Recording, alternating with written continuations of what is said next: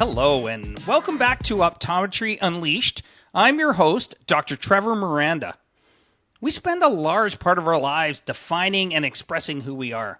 Whether we're making new friends, going on first dates, applying for jobs, or even picking out our clothes in the morning, we're constantly putting ourselves out there. And being a business owner is no different. But in today's digital landscape of constant competition and shifting trends, finding our footing and standing out from the crowd can feel like an uphill battle. Trudi Charest knows this challenge firsthand. And with 30 years of optical experience and over 11,000 followers on LinkedIn, she's learned a thing or two about the digital art of personal branding. To name but a few of her achievements, Trudi's the Chief Sales Officer of CSI Dry Eye, co-founder of Marketing for ECPs, recently had the other co-founder, Kevin Willem, on our episode of Optometry Unleashed. He was amazing. Trudi was named as one of Vision Monday's most influential women in the optical industry and is an Amazon best-selling author of The Digital Sales Rep. She's a true trailblazer in the field, and I'm thrilled to have her join us today. So without further ado, welcome to the show, Trudi. Thanks, Trevor. You make me sound amazing. I view Trudi Charest as one of the guardians of the optical galaxy. You know, you're out there protecting us by looking at what the trends so we can keep relevant, and that's going to be exciting for today's episode where we talk about branding and being, ensuring that, our patients can access us 24/7 with content and information and really relevancy as they're getting bombarded with so much information out there. Yeah, it's true. It's true. And, what we're going to talk about today is very different from what practices view as branding of their practice.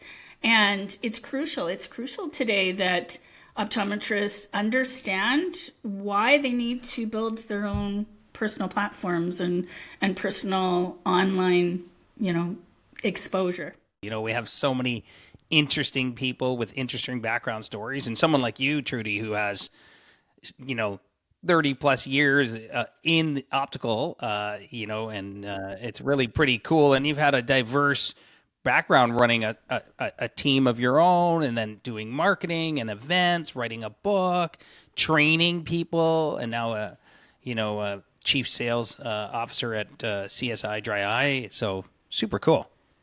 Yeah. I always say I'm honored that I've got to work in almost every sector of this industry, literally from retail to wholesale to clinical, and, starting my own marketing agency with Kevin.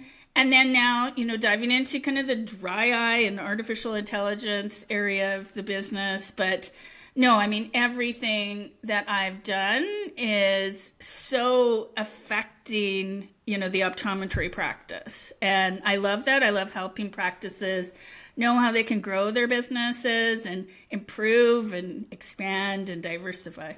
I love, Trudi, that you're all in with optometry and optical. Like you love that industry. And I know you were telling me earlier, you don't want to get into chiropractor or marketing or anything. You really want to be in the optical industry front and center. And that's really cool, to help us practitioners or ECPs, eye care practitioners keep their eyes on the ball. What we're doing in the business, in the industry, what are the trends so that we can be relevant as we go forward? It's so hard for a practice owner to keep up with everything, too. You guys are so busy, and I always think it's part of my job to make sure that I know what's happening, so that whether I'm helping you with marketing or, branding, which is a lot of what I'm doing right now, and I'm on the speaker circuit talking about personal branding, is that I know what's the latest, as far as the trends in the eye care industry, in optometry, in optical, and how can I use what I'm doing in personal branding to, affect those trends. I always wonder when I meet amazing people like you, Trudi, I wonder why. Like, what drives you to be so into optical and teaching and sharing? Well, I always go back to my roots, and that is my dad. My dad was an optician who owned an optical store. Some of my first memories as a kid is running around his optical store. Of course, he talked me into going into the business, and you never look back. You get into the eye care business, you kind of get sucked in, and you're in for life. And I've never felt like I work a day in my life. I love this industry. I love what I do. I love that I've been able to spend so many years doing, so many different things in this industry. It really is an industry of opportunity. And, I love that. I love sharing. And, I think since the day that I ever started in retail optical to all the different sectors of the industry, I've always learned something, and I've always wanted to pass it on. And, I think that's where the sharing comes in, where somebody teaches me something, I want to be able to share and teach someone else. And I've had so many opportunities to do that, throughout my different career moves. So, yeah. Yeah, and thank you, Trudy, for a lot of the tips that I've learned from you. I've implemented them to great success. So obviously your advice is amazing, and carry on. It's tremendous. Well, we've spent time together over 20 years for sure, Trevor, and and I've been able to see your business grow to 5 practices to flourishing, very diverse practices. Thanks, Trudy. I wanted to talk about personal branding a little bit here in this episode, and what is personal branding? What isn't personal branding? Yeah, so I'm excited right now. I love talking about personal branding. I'm on the circuit right now doing a lot of speaking. I just spoke at Vision Expo in New York. I've got an upcoming talk at the I Recommend National Training Meeting in Kelowna, specifically talking about your digital footprint and why optometrists in general need to make sure that they're looking after their personal online presence. And, there's a definition. If you go to, Google and you type it in, it kind of says that it is the conscious and intentional effort, to enhance and affect the public, perception of an individual and thereby enhance their credibility. That's what, Google says personal branding is. And I look at it as telling your story online, telling who you are, what you do, why choose you, why, are you different than the optometrist down the street? What do you do that this patient, is potentially looking for, and how you can affect them to maybe choose you? And that's what I look as personal, branding is. And you mentioned I wrote the book, The Digital Sales Rep, and I've been building my brand on, for years, way before we started to build online. I did it, the traditional way, by networking, by building, personal relationships, by speaking. But when online came on, the ability to build your story and your presence online is so much easier, and you can do it so faster and in such a bigger way. I set out, and that's why I wrote the book, is to teach specifically industry sales reps how to build their presence online. But I realized throughout this entire experience that who was missing building their presence online was professionals, was optometrists, doctors. They were building their practice brand, but they weren't building their professional brand. We're just going to take a brief break and hear from our sponsor. I want to take a moment to say thank you to Hoya Vision Canada, our sponsor for this episode. Hoya empowers eye care professionals to achieve their business goals through comprehensive training and regular business reviews. Super High Vision Mirio EX4 is the latest innovative anti-reflection coating that has set new industry standards for clarity and durability. Also, their award-winning myopia management lens, MyoSmart, has sold over 4 million lenses worldwide. To learn more, contact your local Hoya territory manager today and elevate your practice. And now, back to our conversation with Trudi Charest. What is that? What's the most important tips for your personal brand? What would you say you've got to really do right? I do a lot of consulting with optometrists, specifically right now on the personal branding. And I talk about numerous things that you need to watch, but the easiest thing you should do, number one, is Google yourself. is Google your name, Dr. Trevor Miranda, and see what comes up. And before I even jump into what comes up, let me just preface it by one of my biggest statistics that I talk about in my presentations right now in personal branding is 60% of patients are searching the name of the practice. So they're searching Cowichan Eye Care. But 40% are searching the name of the doctor, Dr. Trevor Miranda. And you want to really understand what is coming up when somebody is searching your name. So the first thing that generally comes up, and this is general because everyone's search statistics can be different, but this is very common, is the number one thing that comes up is your practice. And if they're searching your name, it's going to go to the page that actually has your name. And so your practice website obviously is clearly important, but the About Us page and what you have on the About Us page about you is way more important than you think it is. And so, if you go to the average About Us page, they're not very optimized. And you tend to say the same thing, where you went to school, what you do, what hobbies you have, and where you really should be now focusing in on your specialties. Why choose you? What are you specializing in? Maybe if you are a dry eye expert right now, what are you doing for dry eye and how can you help patients with dry eye? And so using your About page is clearly important, and a lot of practices don't spend enough time on that. The next thing that usually comes up is LinkedIn. And as you mentioned, I've got 11 followers on LinkedIn. I think I'm a LinkedIn guru. I spend a lot of time on LinkedIn. And I get it that practice owners and professionals often don't unless you're in sales. It's beyond a sales platform. It used to be known as a job hunting platform or employer platform. It has gone beyond that. And I call it the professional Facebook portal. And so you need to have a very robust LinkedIn profile.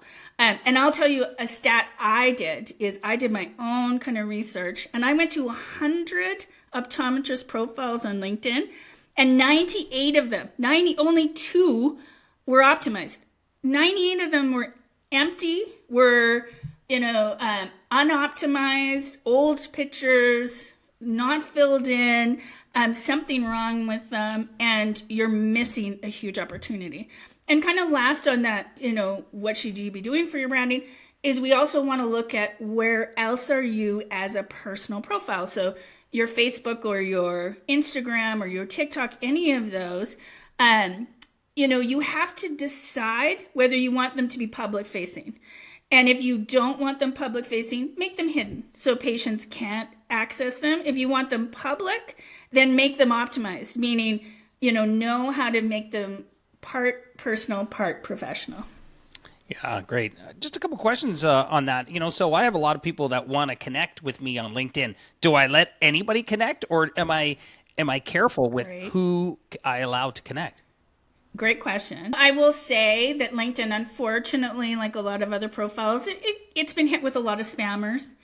And, when I say spammers, just everyone and anyone who wants to try to reach out and sell you something. And so, yes, I think there's a fine line. I get spammed, on LinkedIn too. So I have personally kept my even 11,000 followers to industry, number one. I don't really connect with my friends on LinkedIn. I connect more with industry. I'm choosy about who I accept a connection from. And, if they start spamming me immediately, meaning, can we book a demo? Can we do this? I think I have something you should look at. If they do it right away, then you haven't built a relationship with me, so I'm unconnecting. But I would say don't hesitate as an optometrist to connect to industry, to connect to salespeople, companies, colleagues, and because you're going to build an online relationship versus just a sales transaction. Yeah, and I know you've used Linktree. Can you explain to our listeners and watchers what that is? Yeah, so it's one of my favorite kind of free platforms that you can utilize. So, do you know, in many places where you can just post your website URL, so cowichandeyecare.com, Linktree is what it is. It gives you almost a tree of links is really what it is. And it's a free, you can take advantage of the free platform. There is a paid pro platform, but an optometry practice doesn't need that. And you go sign up for it. Now you can put multiple links to drive people to different things, not just your website. So you can put visit cowichandeyecare.com, sign up for my Optometry Unleashed podcast. And now you can drive them to do multiple things. And, you can be like, book a dry eye assessment, find out more about myopia management. So you can get very specific about where you want to drive a patient to look or book, for example. And we can do that with Linktree. And then it creates a URL for you that you can put into Instagram, LinkedIn, even online directories. You're signing up for numerous things where now you use Linktree instead of just your URL. And it still helps build all that SEO.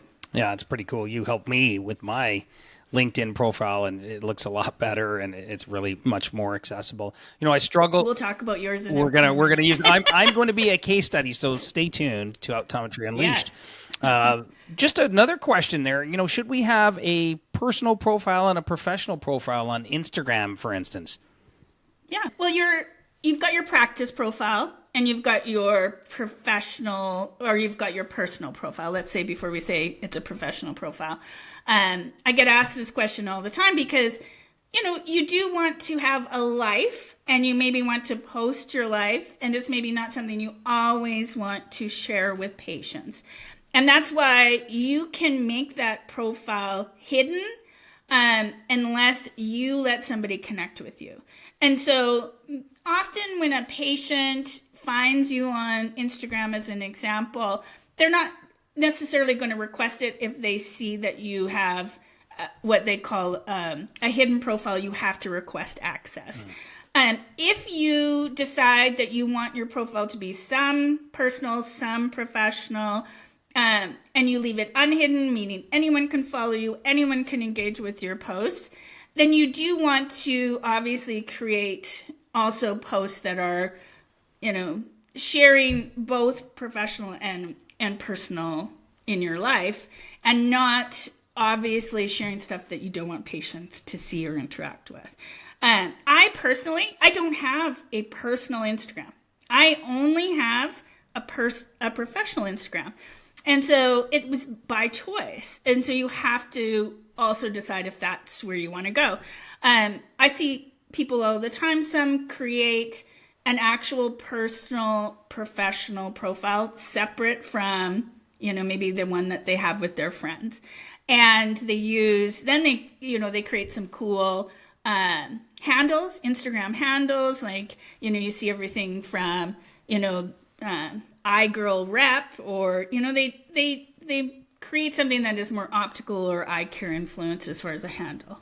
Yeah, it's very interesting. I struggle with that because I've got the professional office Instagram, and I share between my personal and professional, but, probably don't want all my patients knowing the boys' trip picture to Vegas.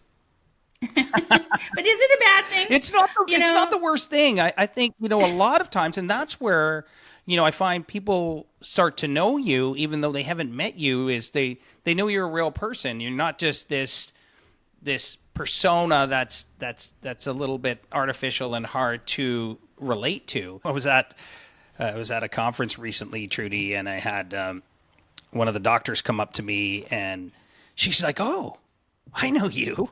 And I'm racking my brain thinking, who are you? Do I know you? And I guess she goes, she's trying to figure out how she knows me. She knows everything about me, like my kids and travel. And you were in Thailand recently. And I'm like, yeah, I don't know. I'm not sure I know your name. So she's like, we're Facebook friends. We're friends on Facebook. So she knew so much about me. So I was thinking, are we friends? Like, I guess we are friends. We're like social friends. And so there's an interaction there where you might be friends, but have never met in person. That's interesting, isn't it? Oh, it's very common now. Your network of friends is well beyond, your home network or your local area. Your network of friends now is your online Yeah, network. it's amazing. And you know what's cool, before, when we never had this, if you ever needed a pat on the back or a cheer or something, you can get it. You can post a picture, or you can say, hey, sometimes my kids will be like, tell me something good about me. Just because they want Yeah. that little shot of a I feel good, a way to go, keep it up, type thing. So whether you're training for a race, or you're trying to be more healthy, or you're starting a new business, you can have cheerleading squad out there that's online, which is, I think, super cool. I know social media has challenges, but some of those aspects are really cool to keep you motivated and engaged in what you're doing, because it's a tough slog sometimes when you open a new business or you start something new. It's a fear factor. Yeah. You know, I spend a lot of time consulting with optometrists who are, for years trying to build their practice brand and now their personal brand online. One of the biggest things that I tell people is that your brand now online is your digital business card. And you are building your business card just like you did in the old days, but now it's easier than it ever has been, because you can literally do it in minutes online a day versus, pounding the pavement and, dropping off your business cards to people in your local area. You can now build, your practice and your personal brand, so much easier online. And that goes back to building your network.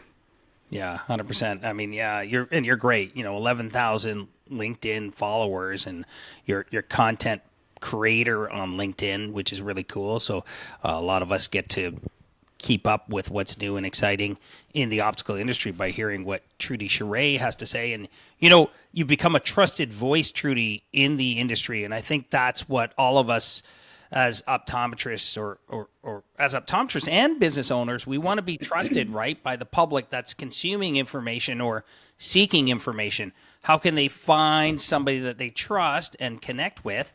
And having that online and in-person personas be congruent is really helpful.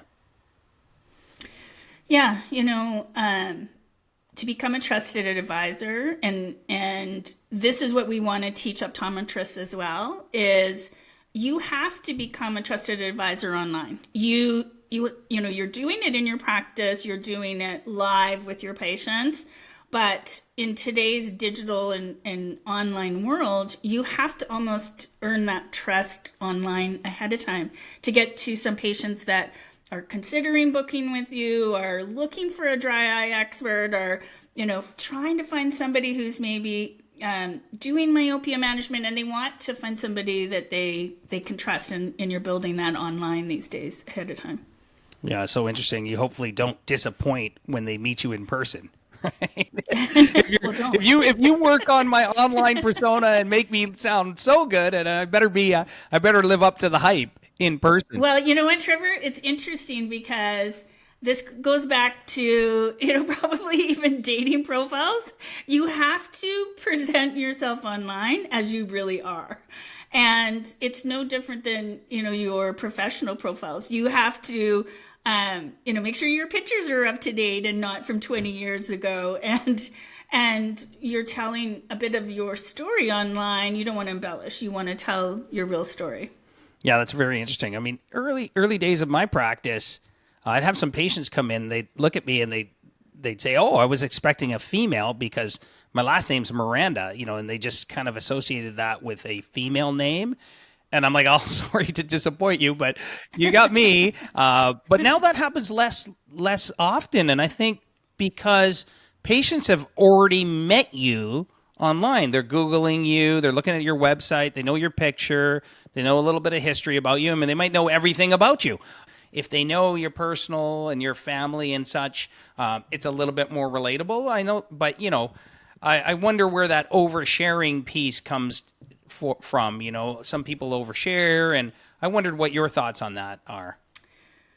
Yeah, I mean, there's definitely a fine line. I'll say first and foremost, if your personal profile is 50% professional, 50% personal, you still want to keep your sharing on the verge of professional. And, so if you're out doing something that you think is fun, but is not appropriate to post that patients may see, then you shouldn't be posting it if your profile isn't hidden. When it comes to oversharing, there are people in the industry that overpost. And, I'm the first one to say I'm very choosy about what I post and when I post and how I post, because I don't want to be seen as pushing, a lot of content. Even if it's relevant content, even if it's useful, you don't want to be an overshare. So what does that mean? I think every platform is different, but the maximum you should be posting is once a day. Anything more is probably oversharing. And the thing about oversharing can come quickly if you're only doing promotional posts. And so, let's just take the sales rep who is only posting product information. I mean, that'll get tiresome quickly, and you're going to probably start to lose connections and relationships because people don't want to just hear, proposals and PR all the time. They want you to teach them something. So, social channels are what they are. They're social. Therefore, connecting, networking, sharing, learning, building an online relationship. And so think about, what would you do with your friends? You would, not just spam them all the time with something they don't want. And so I always say, think about all these people that you're connected with online as friends. And what would your friends want to hear? And what do they not want to hear? And how often? Yeah, 100%. I find, I don't know what you think about this, but maybe this is just being, seasoned as a professional, is, a little bit of this TikTok trending things, which don't necessarily be, as informative. They're just more humorous, and they seem to be targeted at other optometry or other professionals. So they're just kind of influencing within the industry more to get a giggle or a smile out of that. What are your thoughts on that? I mean, I am still personally playing around with TikTok. I'm the first one to jump on any platform and test it out. When Clubhouse came out, I was one of the first people on Clubhouse, and I don't even hear about it anymore. But I see a few optometrists who use TikTok really well. If I tell you, to go follow someone on TikTok, I say go follow Dr. Carly Rose, because she does such a good job. But she uses it in a way to really teach. She's a huge dry eye guru. She's doing a lot with myopia management right now, and she does a lot of cool, TikTok videos. And then but she also posts them then throughout her platform. So she does a TikTok, but posts it to Instagram and LinkedIn. So this is another way of, utilizing content over channels instead of trying to create, separate content. But when it comes to some of the, more funny, quirky videos and TikToks that I see doctors creating, I think it's great for a laugh. It's great for engagement because they do seem to be getting a ton of engagement and it tends to get shared a lot. But are you doing too much of that? Are you not taking advantage of your audience and your portal to do a fine line of some fun, some education, some entertainment, and spreading out your messages a little bit before you're just doing too much of the quirky videos? Yeah, no, I hear you. I see those a lot, so for sure. So thanks for that. I know you've trained a lot of optometrists and staff, opticians and other optical staff on sales and sales systems. Tell me a little bit about your 10+10 sales system and what's an example of a success story there. My 10+10 sales system really was born during COVID, and it was a big part of the basis and the foundation of my book, The Digital Sales Rep, that I wrote. And when COVID hit and we were all shut down, practices were shut down, and I'm the main business development for my marketing company at the time, and my job was to, find optometrists and other ECPs and get them interested in marketing. And I realized right away, so even as the industry started to open up and practices opened up again, it was going to be a long time before you were ever at trade shows or traditional events or could even go and visit practices. And so I knew I had to really up my game on building my digital footprint, digital outreach and selling, social selling. And the 10+10 system really came as I was out doing all that and trying to build a foundation and a system that I could track my outreach. I could track my activity on LinkedIn, Instagram, Facebook. I could track, any follow-up that I was doing. So with the 10+10 sales system, and you can tweak this to using it in an optometry practice, using it in sales, using it, in a group like I recommend. Anybody can use the system and just tweak it. But what it is, building a system that you're actually outreaching and building your networks by 10 every day. And so 10+10, so LinkedIn is just an example. Every single day, and I rarely miss a day, is I will go and reach out to 10 people I'm not connected with and connect to them. I will look at 10 people who have connected with me and I'll send them something, whether it's just, thanks for connecting, or I'll send them a resource that I've created. And then, what else I'll do is I will look at my analytics and I will engage with 10 people.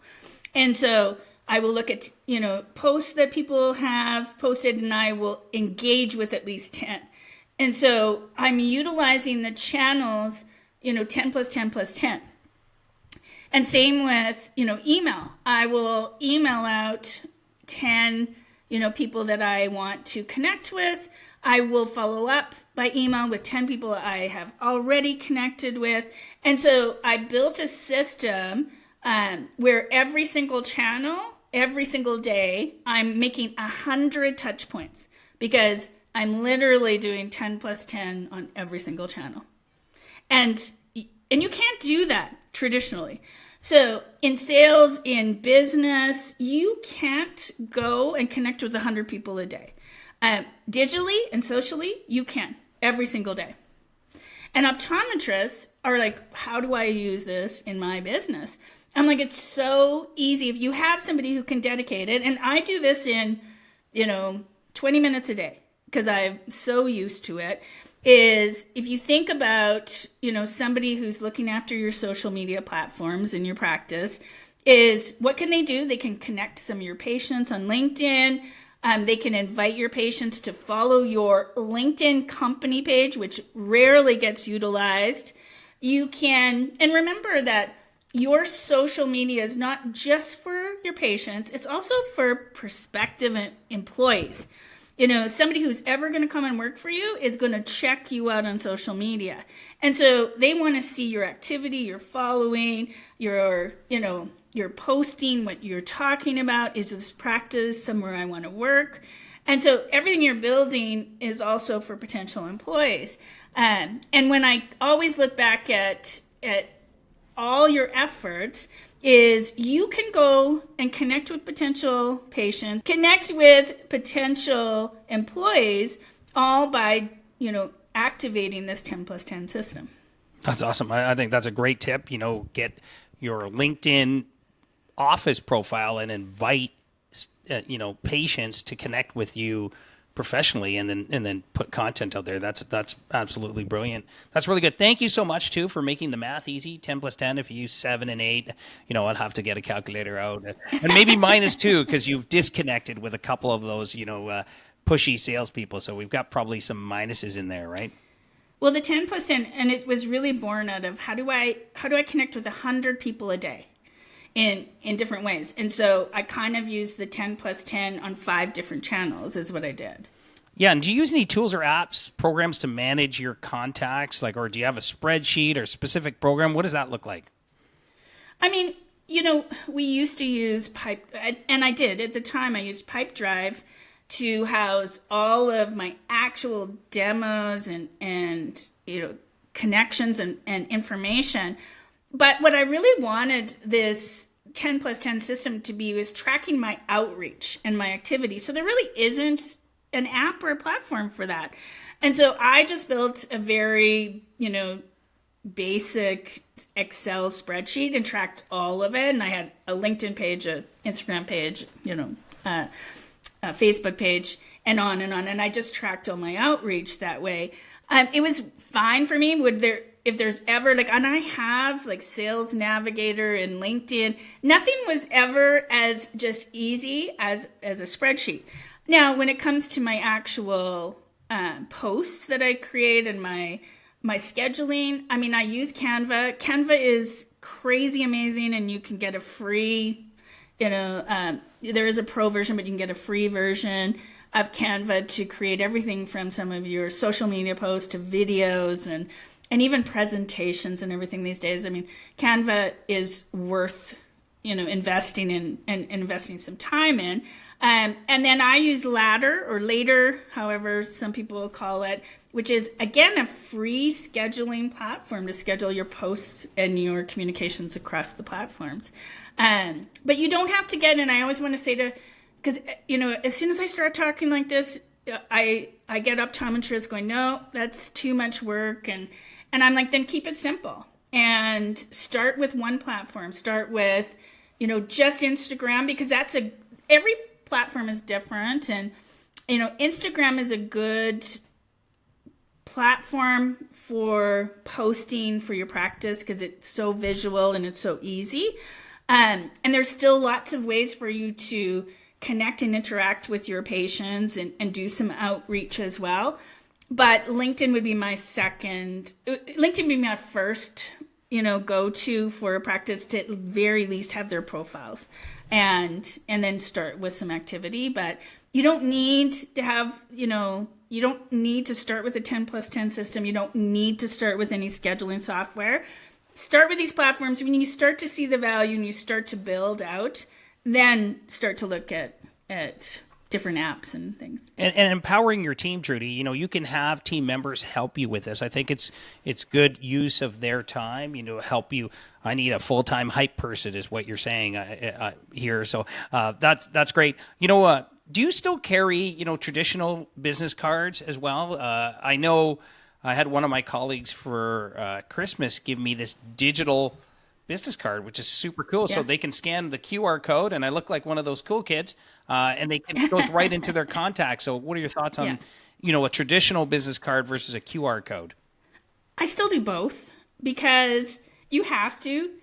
I mean, there's just so many opportunities where you've got to hand somebody a regular business card still. And, we're starting to get back to trade shows and events and meetings. And so sometimes you only have a second and they don't want to take your QR code.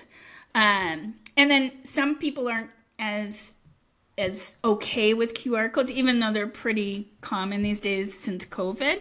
But I carry both. And I've got the digital and I've got the traditional printed card. Yeah, amazing. I think, one of the tips I had when I was starting my practice, everybody you meet is a potential connection to your practice. So carry a card, let them know what you do. At the very least, if you're buying pizza, just, hey, yeah, I'm the optometrist down the way. It's great to meet you. Just get out there. Put yourself out there because you're in business and you want to meet people and at least let them know that you have eye care, because that's often, definitely an area that people want to talk about. And you know what, Trevor, you are very social. You are a very social person, and that comes very easy to you. I think you could teach a class on just that, on how to put yourself out there. I'm teaching it how to do it on digital and social methods. I think you're right that people have to start doing it just in everyday conversations in your local area, because you are building this network of people around your practices. And the easiest way to do it is to just put yourself out there in every interaction for sure. Yeah, it's well, it sounds like we should do a collaborative talk there, Trudy. That would be so fun. Maybe that's the next one. Vegas, another Vegas trip, which we can't post the pictures of, but that's okay.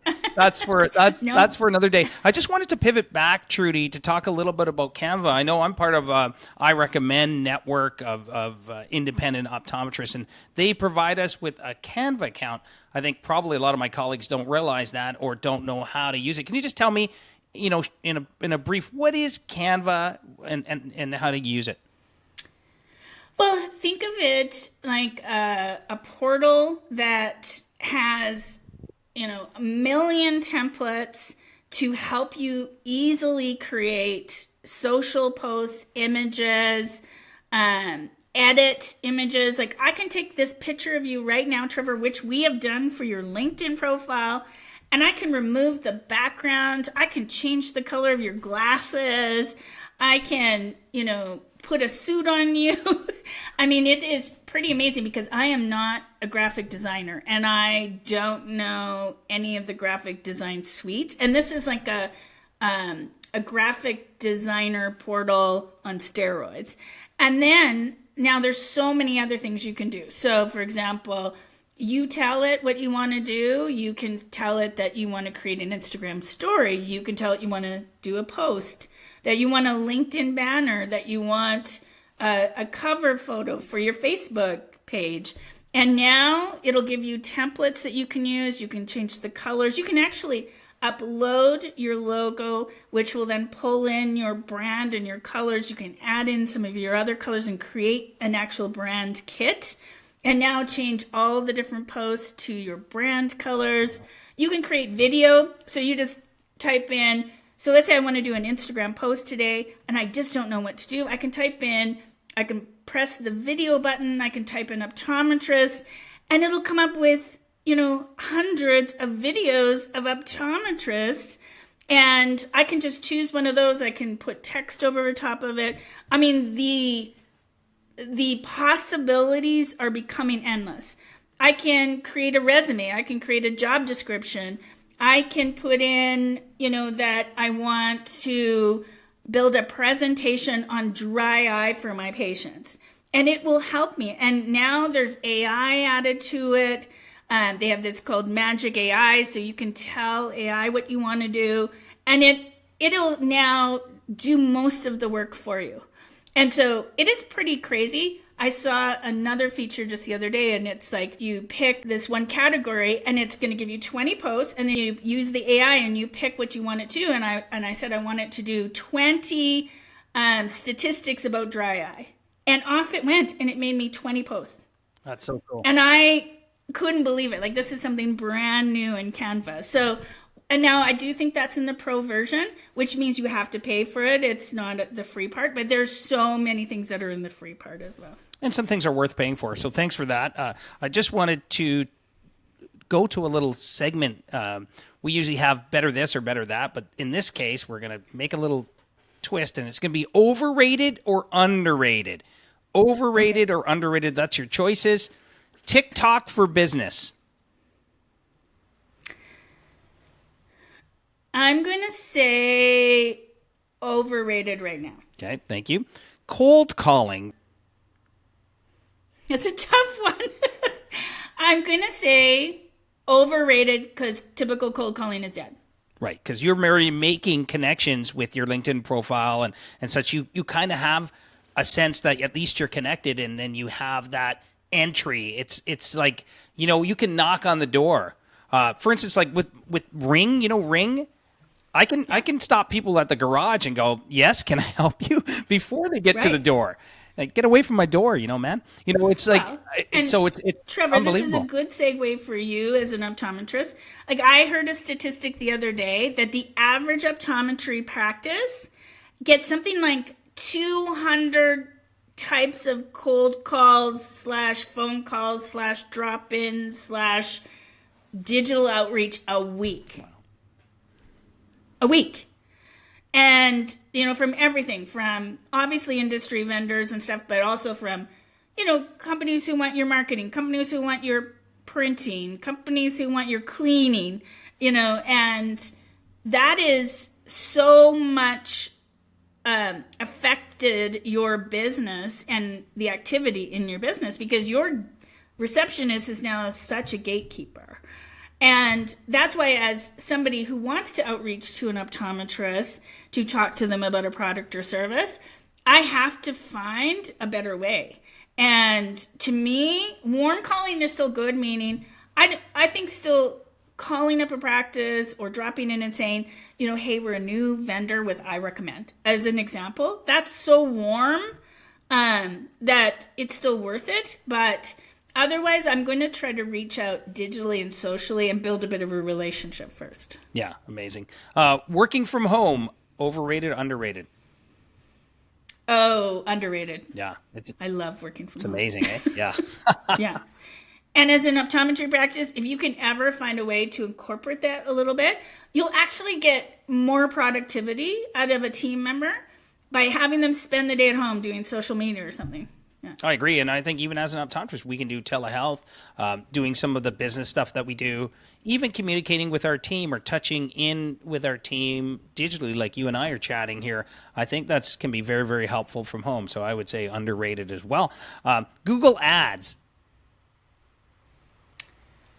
I mean, they're changing. So I'm going to say overrated. Okay. In the fact that there are new methods now. And Google has just gotten crazy expensive.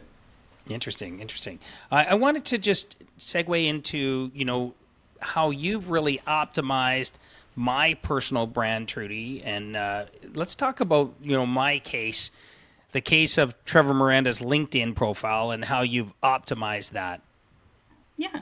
I think I started, the beginning of this talk saying a little bit of research I did. I'm doing a talk coming up in a couple weeks in Kelowna for I Recommend at their national training meeting. And I wanted to find some I Recommend members to look and do a before and after of their LinkedIn profiles, because we're specifically talking LinkedIn, although I do also talk a little bit about Instagram and Facebook. And of course, I went to 100 of my I Recommend optometry colleagues on LinkedIn and looked at their profiles, and same thing, literally maybe found 2 that were well done. But of course, I found Trevor's. And, being such a visible influencer, Trevor, that you're a KOL for multiple companies, you're a podcast host, you've got 5 practices, you've been a board member on I Recommend. You are what I call someone who should have a very professional profile optimized. And I was surprised to find Trevor's profile literally almost empty. And it looks like he actually worked for an industry publication, because it was the last experience he had entered. And so he looked like he worked for a magazine. And he had a picture of himself, but there was actually someone else in the picture, in his profile picture, and the rest of his profile was pretty empty. And so very typical of what I've been finding. So, of course, I reached out to Trevor and showed him what was possible of other profiles I had already optimized for a few optometrists, and asked him to be a part of my presentation by allowing me to do a before and highlight, what was happening with his profile, optimize the whole thing, and then we'll be showcasing that in the presentation. So you want to talk a little bit about that, Trevor? Well, I think, Trudy, thank you for that, by the way, optimizing my LinkedIn. I think it's just given me, it's like wearing a suit, out. You just feel good. You feel like you're dressed for success. And I think in LinkedIn, I'm dressed for success. So people automatically now give me credibility. They're asking me things. They're wanting to connect with me in various things. They want me to try other products. I actually got offered a 30-hour-a-week podcasting gig, which sadly I had to turn down because I've got a day job checking eyes. But I thought, that's pretty cool. They found on LinkedIn that I have a podcast. So pretty interesting opportunities get presented to you if you look good online and in LinkedIn. So I thought it was like, I'm dressed for success is what I'd view it. Well, what you guys should do is honestly go to Trevor Miranda's profile on LinkedIn and have a look. And we didn't just, optimize and add a few things to his profile, we literally met, really dissected what Trevor is focusing on, where his specialties are these days, where, he would want someone, a patient or a colleague or somebody in the industry to know. And we utilized the real estate. So, we created a new cover banner for him. We created a new profile picture. We revamped his entire experience. We obviously moved the publication down and his practice up to the top. We also highlighted some of his KOL experience and talked about who he is a KOL for. We built him a whole About Us section. And then we actually used the featured section so that we could highlight his optometry podcast and highlight one of the KOL opportunities he does have right now that he's really focused on. And so not only are we really utilizing that space, we added, which is a new feature, a book appointment and contact him so that patients landing on that profile can now book an appointment right away and they drive to his website. Yeah, I think that's amazing. I love it. And I know every time I talk to you, it makes me think I can do more, and I can get some of my team more to optimize some of these channel pieces. So thanks for sharing your information with us today, Trudi. You're always working on something. I know when you and I get together, we have something cool to talk about, and we trend wise, we kind of share ideas back and forth. And Trudi always starts it like, you can't steal this idea, Trev, but I've got this great idea. That's how she starts the conversation. Like, she's trademarked our conversation. So I don't know. She probably has a lawyer somewhere in the background, but she's had some great ideas, and it's sort of that entrepreneurial mindset that sometimes we're lacking in optometry because we're always chasing the trend instead of setting the trend. But Trudi's one of the trendsetters and really got her, her ear to the ground, her eyes to the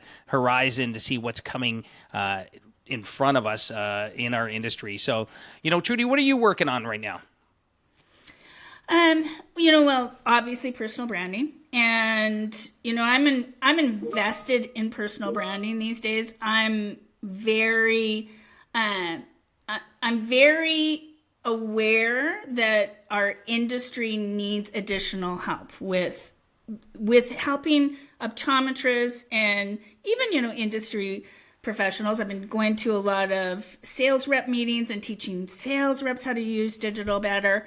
But, probably one of the biggest things I'm working on right now is a new book. So the book I wrote, the Digital Sales Rep bestseller, really written for industry and salespeople and sales teams, where throughout that entire experience, I realized I need to do this for doctors. I need to write, a book that teaches doctors and professionals what they need to do for their personal online brand. And so I'm working on that. I'm a believer that your online brand is going to live with you forever, and it's going to expand. And so the other thing is I'm really looking at other platforms, other trends. What else should we be building these platforms on? And then kind of the last is I'm really invested in AI right now. I know AI is huge. We're seeing AI in dry eye. We're seeing AI coming in myopia management, even glaucoma. And there's also so much happening in AI that can help a practice. So I just finished telling you about some of the things on Canva. Well, the other thing is, something like ChatGPT. How can that help an optometrist? Well, so let's say you have a blog feature on your website, and it helps your SEOs, it helps the ranking of your website. You're, starting a dry eye practice, or you're really invested, but you got to start telling patients what you're doing when it comes to dry eye. Well, you can write a blog in 10 minutes using ChatGPT. Like I put in the other day, I said, write 1,000-word article on why allergies cause dry eyes. And it went, boom, done. And I was like, okay, this is so amazing. And it's unique content, meaning even if ChatGPT has been asked before, it changes it somewhat that it is considered what we call unique content. So you can use it on your website written by you, the doctor. And I mean, there's nothing that if you tried to sit down, do the research, write that article yourself, you're looking at hours. And that took 10 minutes max. And you still pull it off and edit it just to make sure that you're happy with it, but 10 minutes. And it was amazing. So really watching the trends that are coming out in AI and how can it help practices. Yeah, it's amazing. I wish I had that in school. I would have had more time to have fun. Yeah, exactly. I still had time to have fun, though, by the way. There's a lot happening in the industry, a lot to keep up with, and it's just exciting trends coming down. You know what I think too, it's cool, Trudy, as you said, part of my forte is just understanding people and how to interact with them and what they like. And I know you, for instance, you like a Pinot Grigio, right? That's your drink of choice. Yeah, I still love right that. After we've done a talk together, Trudy gets a glass of Pinot Grigio. I will note that again. So I owe you a glass of Pinot Grigio when we're at the next conference in Kelowna together. Trudy, I wanted to sort of talk about a quote from one of your mentors, Barbara Mills, and she said, "Everything you want in life and business is just one step over fear." Can you explain what you get out of that? Well, I heard that quote from her. So Barbara Mills was one of the first women motivational speakers I ever heard. I was like 23 years old. I was a manager of an optical store. And when I heard her say that, it propelled the rest of my life because it taught me to push past your comfort zones and not let fear stop you from trying something, stop you from your dreams and your goals. And I honestly have never, ever forgotten that quote. And it has, I don't know if I would have necessarily done some of the things I've done in my life if I didn't have that push past fear. And, I credit her as being one of the top mentors and influencers in my life. And I tell people all the time, don't let something like fear hold you back, because there's so much in this life that is put in front of you. And so many of us just stick in our comfort zones. And so go for it. And, just take the step. Yeah, 100%. For me, it was just a change of mindset with that aspect. So when you're going to do a talk and you have the butterflies or nervousness or stress for something that's upcoming, to me, that's your body preparing you for success, as opposed to being stressed about the stress. I view that as preparatory. That is going to position your body more oxygenation. You're ready. You're primed for success. So sometimes it's a change of mindset. Like you say, one step over fear or one step into the amazing. It's just a mindset, right? So thanks for sharing that. That's amazing. I know you're a cancer survivor, Trudy, and really great, amazing, courageous battles you've had and won. What has your experience been that way, if you don't mind sharing?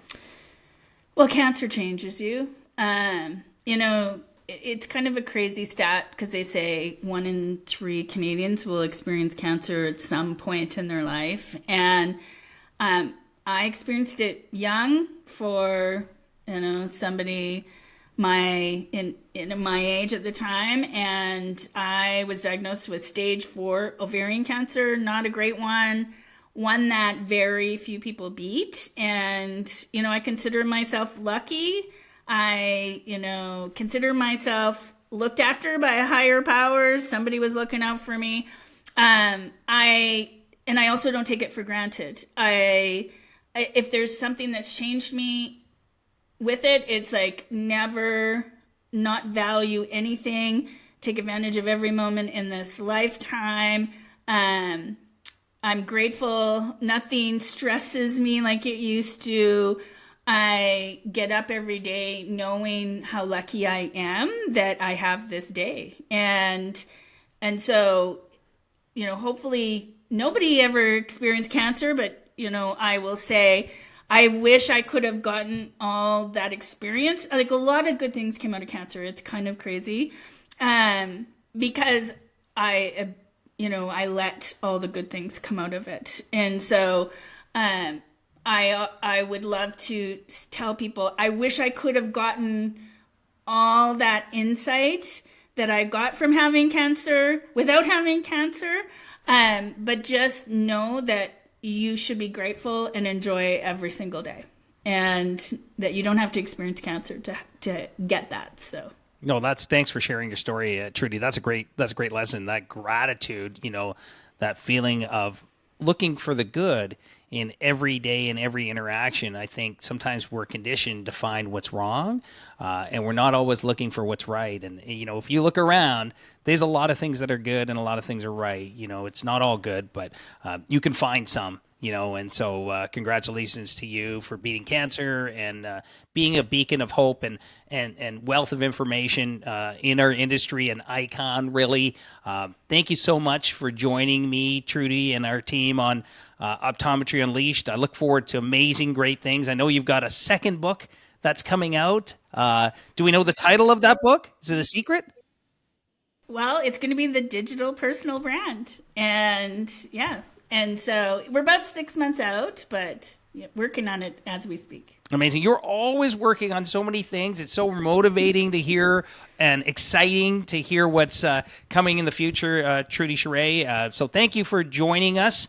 And I want to thank all of our listeners of Optometry Unleashed. If you have the opportunity to give us some feedback or you're looking for suggestions for guests, if you like what you hear, subscribe and like our podcast. We appreciate it. And thank you all for joining us. Thank you, Trudy. We'll see you next time. Thanks, Trevor. Thank you for joining us on Optometry Unleashed. If you like the show or find the content we provide valuable, please hit the follow button on Spotify and Apple Podcasts. It's a great way to support our work at zero cost to you. You can also leave us a review of up to 5 stars on both Spotify and Apple Podcasts. If you have any questions for me, comments about the podcast, or guests you would like us to consider, please leave us a comment on Spotify or Apple Podcasts with your feedback. Our team reviews all the comments we receive on the show to guide us in providing better content for our listeners. And thank you again to Hoya Vision Canada for being a proud sponsor of our podcast.